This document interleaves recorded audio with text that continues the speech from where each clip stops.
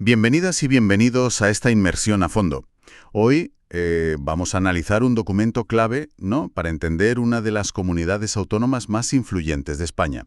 Hablamos del Estatuto de Autonomía para Andalucía, la versión reformada de 2007, consolidada hasta finales de 2022.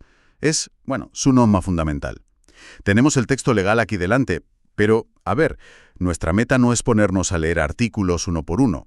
Queremos sacar la esencia, ¿no? Cómo se ve Andalucía a sí misma, qué derechos y deberes propone, cómo organiza su poder político y, claro, qué competencias asume frente al Estado.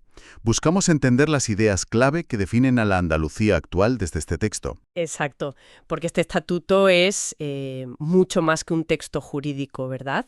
Es un reflejo de una identidad colectiva, con raíces históricas, bueno, profundas, y también es una declaración de intenciones políticas, sociales. Vamos a ver cómo intenta, digamos, posicionar a Andalucía dentro de España y también en Europa, siempre sobre la base de esos valores que proclama: libertad, justicia, igualdad y pluralismo político.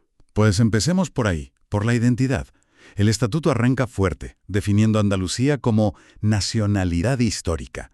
Esto suena potente, sí, pero ¿qué implica realmente? En la práctica, más allá del símbolo. Implica varias cosas, importantes. Primero, es un reconocimiento, una identidad colectiva singular, forjada en la historia. El propio preámbulo lo recuerda, ¿no? Menciona hitos como la Constitución de Antequera de 1883 o el referéndum del 28F de 1980, que fue, bueno, la vía específica por la que Andalucía accedió a la autonomía plena. Ese acceso por el 151 le da una legitimidad particular. En la práctica, definirse así como nacionalidad histórica, en 2007, pues supuso aspirar al máximo autogobierno posible dentro de la Constitución, equiparándose a otras. Entiendo. O sea, es una declaración de autoconciencia y también, digamos, la base para pedir un techo competencial alto. Y esa identidad se refuerza con símbolos muy claros que detalla el texto. La bandera blanca y verde, el escudo con ese lema, Andalucía para sí, para España y la humanidad, el himno también.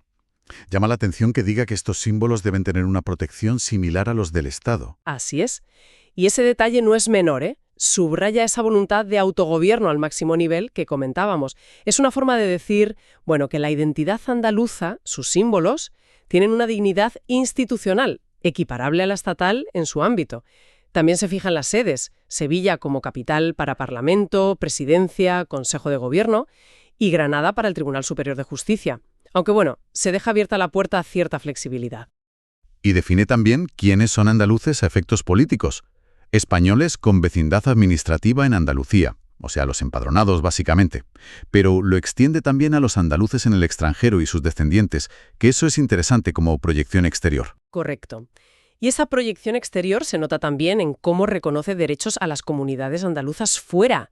Y, muy importante, sitúa a la Unión Europea como ámbito de referencia clave. No se piensa solo en clave interna o española, sino también europea. Vale.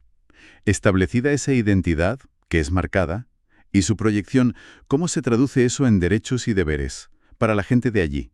Porque el título 1 es un catálogo bastante ambicioso, ¿no? Ciertamente lo es. Parte de una base sólida: prohibir la discriminación, garantizar los derechos humanos universales, los europeos. Pero luego, el Estatuto de 2007 fue notable por incluir una lista muy detallada de derechos sociales y de nueva generación.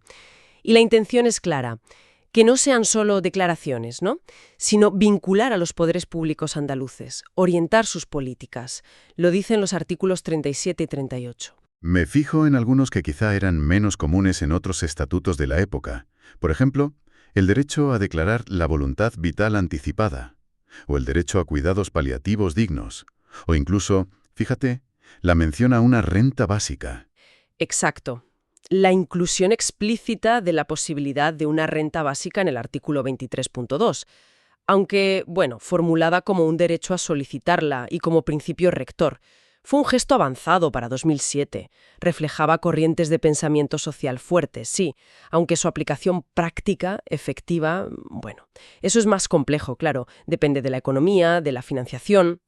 Otros ejemplos muy significativos de este enfoque social son la garantía de igualdad de género, la protección integral contra la violencia machista, la protección a diversas formas de familia, parejas de hecho, o derechos específicos para menores y mayores. Y también abordan áreas clásicas, pero con detalles interesantes. Educación gratuita en niveles obligatorios, libros de texto, sanidad pública universal con derechos como la libre elección, segunda opinión, vivienda digna, trabajo, consumidores, medio ambiente.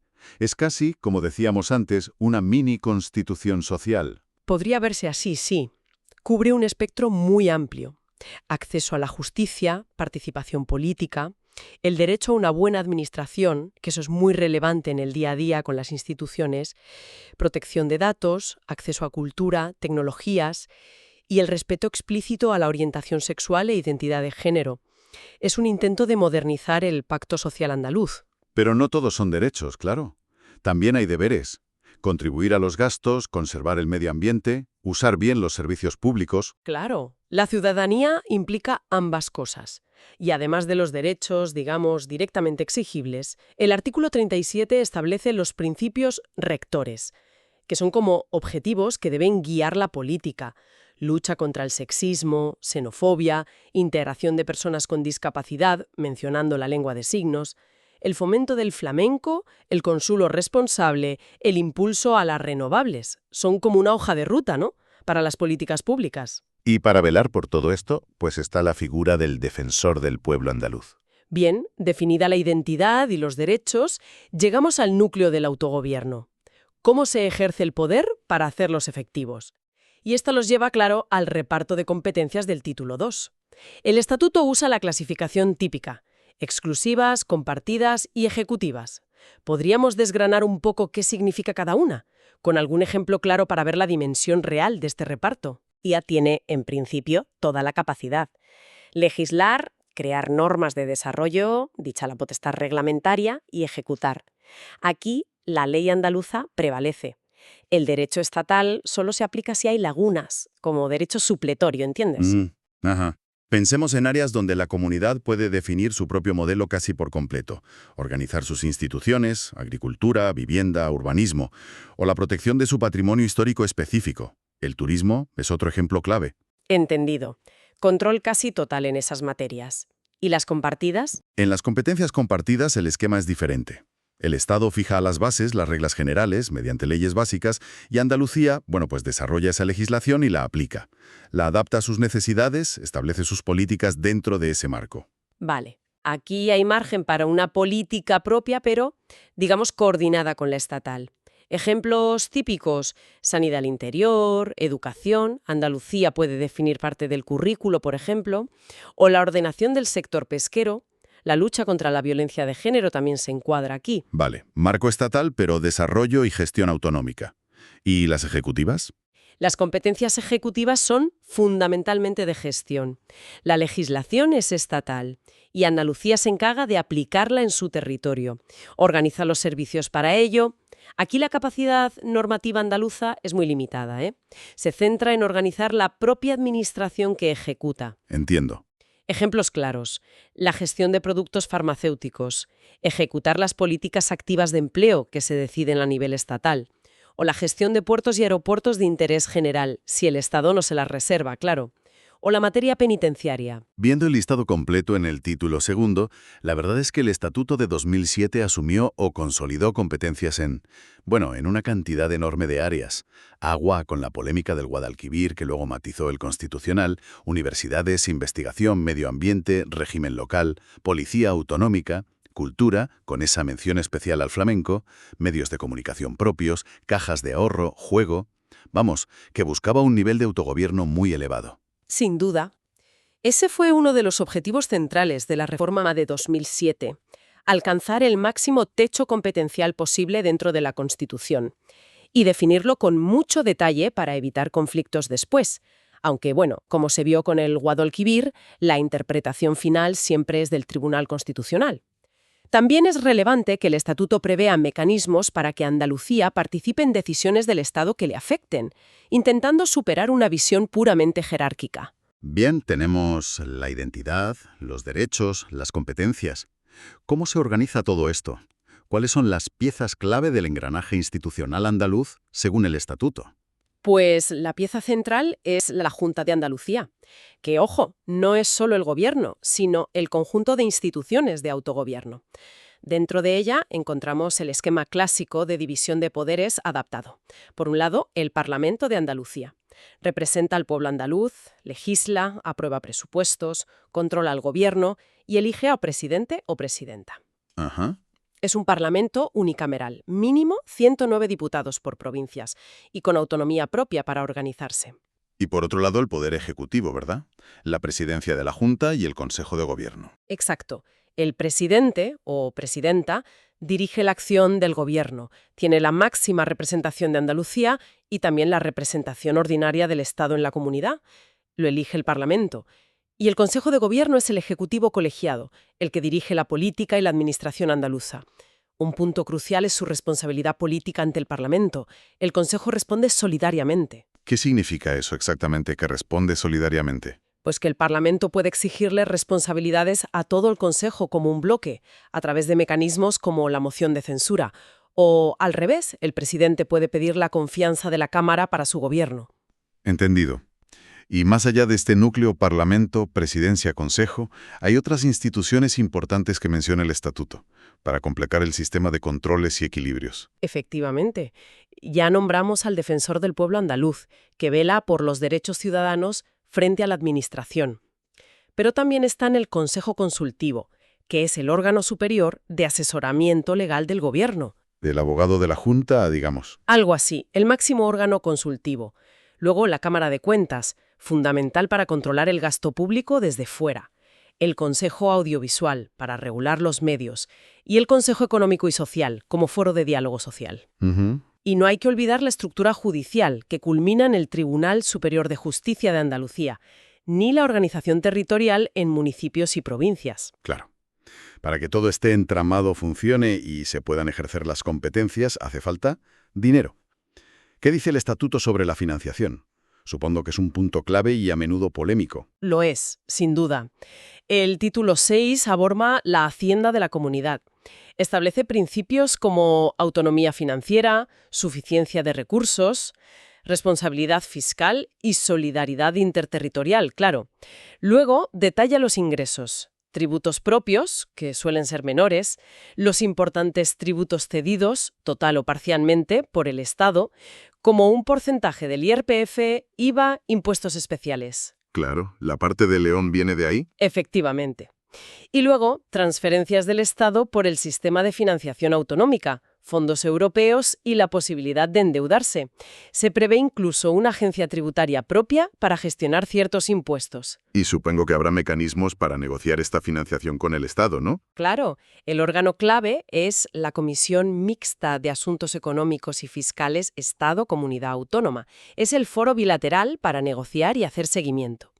Un punto que generó mucho debate en su día y sigue siendo relevante es la disposición adicional tercera. ¿Qué decía esa disposición? Pues fijaba el objetivo de que la inversión estatal en infraestructuras en Andalucía fuera equivalente al peso poblacional de la comunidad durante un periodo de 7 años. Era un intento de asegurar un nivel de inversión acorde a su población. Ya veo.